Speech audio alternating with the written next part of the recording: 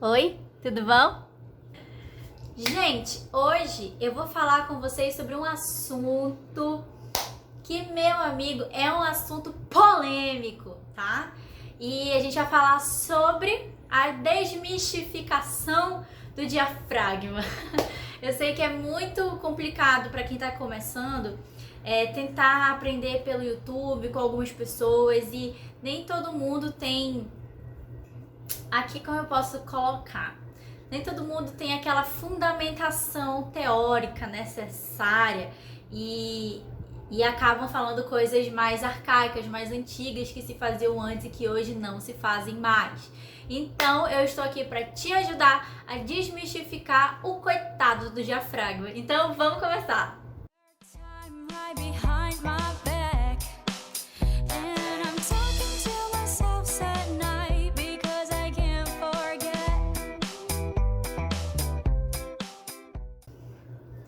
Então, gente, só para deixar claro, eu não sou fonoaudióloga, tá? Eu não sou dessa área, eu sou cantora. E os assuntos que eu vou trazer e as fundamentações teóricas que eu vou trazer aqui com vocês nesse vídeo são textos da faculdade, matérias que eu vi na faculdade e que tem toda essa fundamentação, tem todo esse embasamento, essa bibliografia toda aí, beleza? Então, já vou adiantando, qualquer dúvida que vocês tenham, pode deixar nos comentários. E aproveita para já se inscrever no canal, já deixar o seu like aqui no vídeo para ajudar a gente. Muita gente coloca uma sobrecarga em cima do diafragma, como se ele fosse o responsável pelo seu bom canto, pelo seu cantar bem. E isso não é verdade, gente. E eu fico com pena do coitado do diafragma, que ele sofre tanta pressão, ele sofre essa sobrecarga desnecessariamente. Hoje, graças ao nosso bom Deus, com o advento da tecnologia, a gente pode ter avanços nos estudos, nas pesquisas que envolvem o cantar, que envolve o canto. Então hoje a gente deve procurar unir, alinhar a nossa voz com a nossa fisiologia, com o nosso corpo, porque afinal de contas, o nosso corpo é o nosso instrumento, né? Quando a gente vai ter aula de um instrumento qualquer, de violão, por exemplo, uma das aulas que você vai ter com o seu professor ou professora vai ser as partes do instrumento, do cavalete, da tarraxa, das cordas, das casas, dos trastes e do tampo, de tudo que envolve aquele instrumento você vai aprender. E com o canto não deveria ser diferente. A gente devia entender como é o nosso corpo, como ele funciona e principalmente tentar ser o mais natural possível. O que é ser o mais natural possível? É justamente a gente tentar utilizar as formas que o nosso corpo já utiliza, já faz naturalmente para atingir um certo objetivo ou conseguir um certo resultado. Por exemplo, quando a gente canta, a gente utiliza uma pressão de ar, né, uma pressão subglótica mais forte, mais intensa do que na fala, por exemplo, né?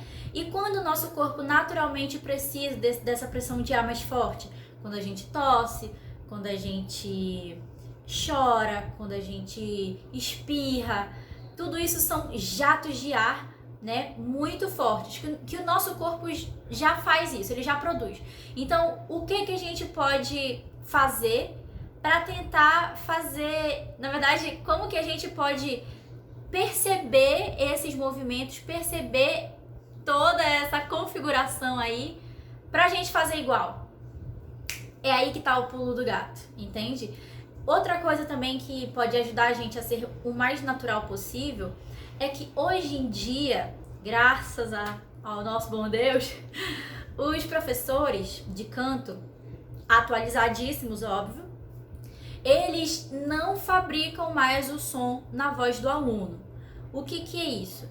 É querer um timbre do seu aluno, um timbre que muitas das vezes não é o dele, né? Porque tá na moda uma voz mais escura. Ai, porque tá na moda uma voz mais aguda, sabe? E aí pede isso do aluno, sendo que ele não tem isso pra te dar, porque a natureza da voz dele não é essa. Então, hoje em dia, os professores não pedem mais isso, eles buscam a voz do próprio aluno.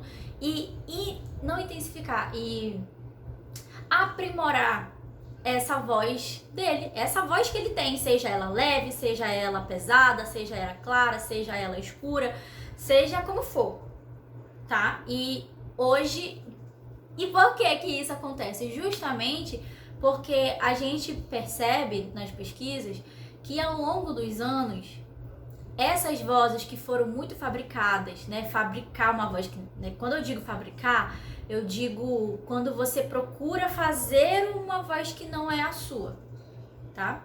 Fazer um timbre que não é o seu. Isso a gente chama de fabricar a voz.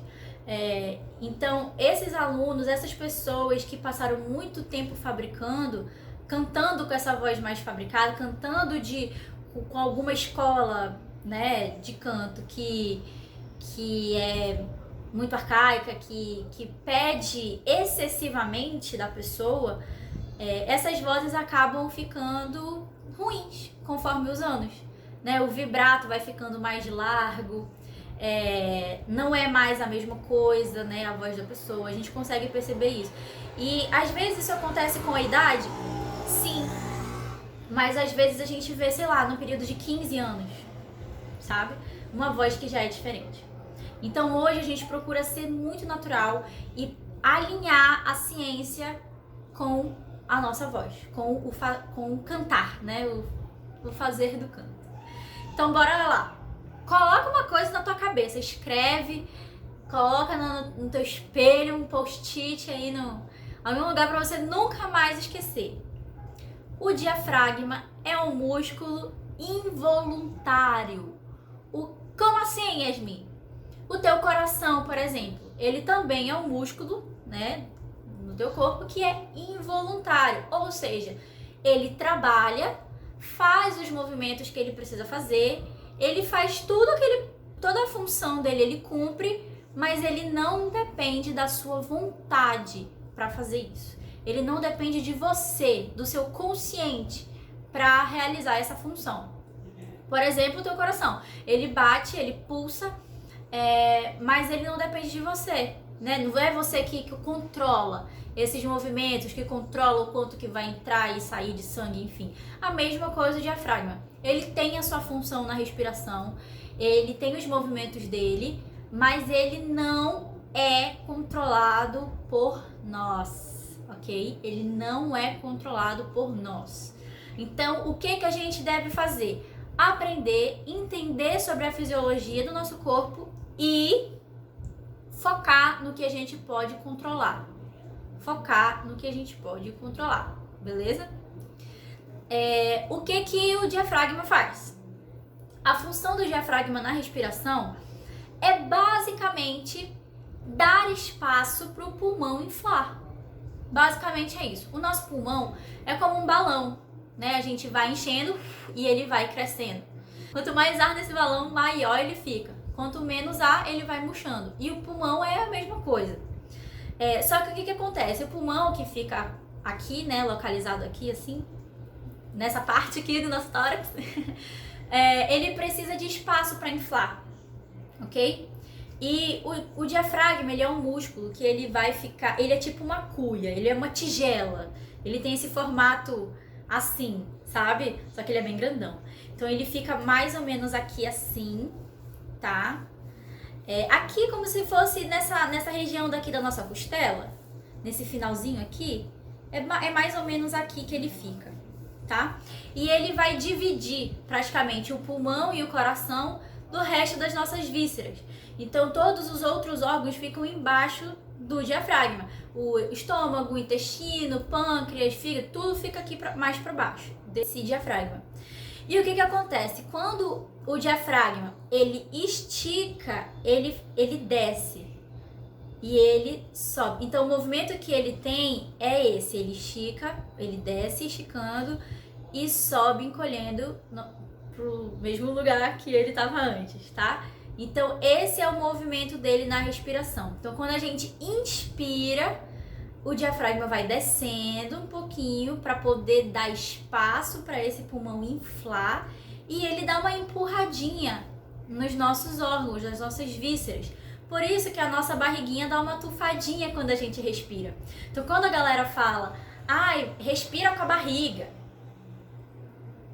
a gente respira com o pulmão, né? Mas o que eu entendo o que eles querem dizer, que é esse movimento que a barriga faz de ir um pouco mais para frente, de ter essa protuberância, né? Mas isso acontece por causa disso que eu tô explicando para vocês, tá? Do diafragma descer e dar uma empurradinha aqui nas nossas vísceras para dar esse espaço para o pulmão inflar. E quando ele murcha, quando ele seca na expiração, ele vai voltando pro lugar. Tá? Então não existe respirar com o diafragma, tá? A gente respira com o pulmão, gente. O ar só tem como ir pro pulmão. E eu digo isso porque eu já passei por isso. Eu já passei por essa fase de a primeira coisa que me falaram sobre respiração na vida era para respirar com o diafragma. E eu sei que muitos de vocês também já ouviram e vão ouvir por aí. Então eu tô aqui para desmistificar essa ideia de respirar com o diafragma. Eu imaginava que eu respirava literalmente com o meu diafragma, que ia puxar o ar, sabe? Enfim, era uma viagem. E não é bem assim, tá, galera? Então, o diafragma, ele é importantíssimo. Quando a gente fala em respiração diafragmática, é justamente dando esse espaço bem legal aqui para o pulmão inflar, deixando isso acontecer, essa respiração, né, com as costelas expandindo. Já falamos sobre alguns exercícios de respiração aqui, vou deixar no card para você dar uma olhada. Eu acho que é aqui, não sei. Para você tá dando uma olhadinha aí, tá, no nosso exercício de respiração. Que o que a gente consegue controlar nessa respiração toda, para resumir, são as nossas costelas de baixo. Elas a gente consegue expandir pro ladinho e tal. E isso também ajuda a dar mais espaço aqui pro pulmão inflar, tá bom? Então é como se fosse o balão inflando e a tua mão aqui ao redor do balão com uma costela. Se a tua mão fica rígida aqui, ele vai ter um limite para inflar, né? Um limite de espaço. Mas se você expande um pouco mais a sua mãozinha, o balão vai ter um pouco mais de espaço para encher e inflar e tal. Mesma coisa aqui. É basicamente essa ideia, tá bom? Então, a partir de agora, vocês já sabem que a gente não respira com diafragma, tá bom? E que ele é involuntário, tá, galera? Involuntário. Então, ele tem o seu trabalho, ele tem a sua função que é essencial, mas a gente não controla isso, tá bom? Nessa respiração inteira, o que a gente controla é a abertura dessas costelas aqui para ajudarem na sustentação de ar, no apoio da respiração, tá? Para dar esse apoio para a respiração mesmo, para você, para te ajudar a controlar a entrada e a saída de ar com essa costelinha aqui, que é a respiração ideal para o canto. Existem outras técnicas de respiração, mas a do canto é essa, que é a intercostal diafragmática. Tá bom? Então eu espero ter tirado as dúvidas de vocês. E se ainda tiver qualquer dúvida, deixa aqui nos comentários que eu vou estar olhando todos e respondendo todos, tá bom? Compartilha, envia para os seus amigos que gostam de cantar, que querem cantar, que você ouviu deles, que se respira com o diafragma e tal, não sei o quê. E eu quero a gente espalhando essa informação e esse conhecimento para o máximo de pessoas possíveis. Não se esquece de dar o like aqui no nosso vídeo e se inscrever aqui no canal. Um beijo e até a próxima. Tchau!